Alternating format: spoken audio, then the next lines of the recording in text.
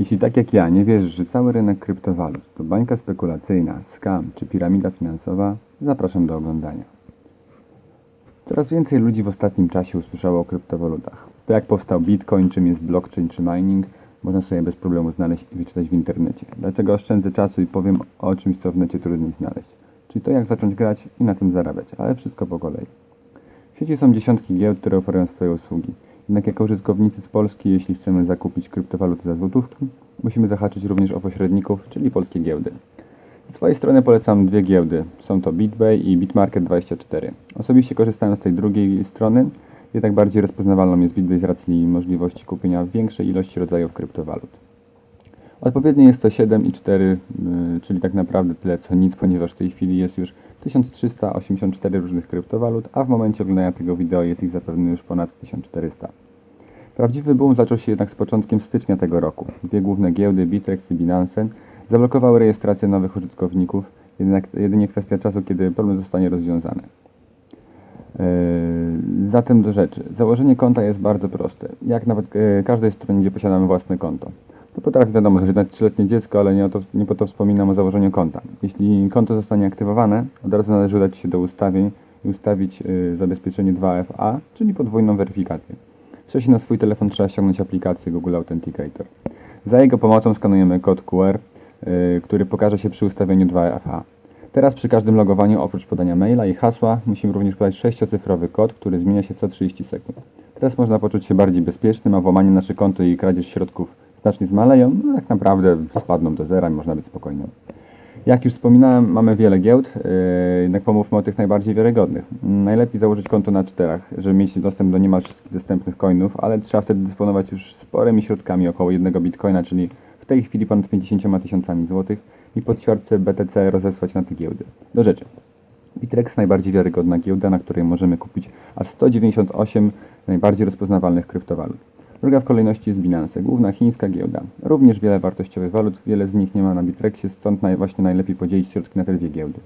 Jedynym minusem jest to, że musimy zeskanować swój paszport, aby aktywować konto.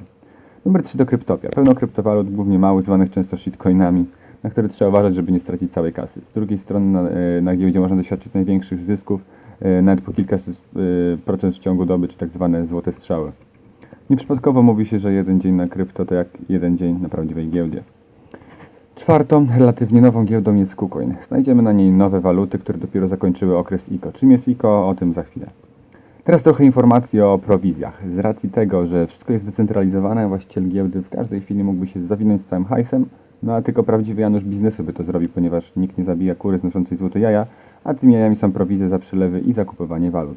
O ile opłaty za kupowanie walut są dla nas niezauważalne, ponieważ trudno jest je dokładnie wyliczyć ze względu na ciągle zmieniającą się wartość bitcoina, no chyba że operujemy w innej walucie, ale to głównie bitcoin jest tym głównym wyznacznikiem. O tyle 80 zł za przelew z jednej giełdy na drugą wydaje się zwykłą kradzieżą. Jeśli jednak to Cię dalej nie zniechęciło, teraz pokrótce o tym, czym jest ICO. Skrót od Initial Coin Offering. Jest to działanie startupów mające na celu zebranie kapitału przez dystrybucję części środków ludziom, którzy zdecydowali się ją wesprzeć. Czyli są to po prostu waluty, które w przyszłości wejdą na rynek i cena początkowa zależy od zebranego kapitału. To w nich jest największy potencjał i możliwość najszybszego zarobku. Pojawiają się jednak ale. Często można trafić na skamy, czyli oszustwa. Zatem skąd wiedzieć, które ICO jest wiarygodne? I tu wracam do początku wideo. Czyli skąd brać info, w co grać? Twitter, kopalnia wiedzy. Jeśli jesteś początkującym graczem i przyrasta Ci analiza techniczna wykresu, a z analizy fundamentalnej też niewiele wynika, należy wiedzieć, kogo obserwować i wtedy wyciągnąć wnioski, czy w danym momencie warto wejść w daną walutę. A ze swojej strony polecam obserwowanie ludzi, których sam obserwuję, ponieważ są to osoby obserwowane przez dwóch znajomych, którzy wcześniej zaczęli grać i zarobili już trochę grosze, znając ten sam sposób. Na ekranie mój nick. Dodatkowo porady.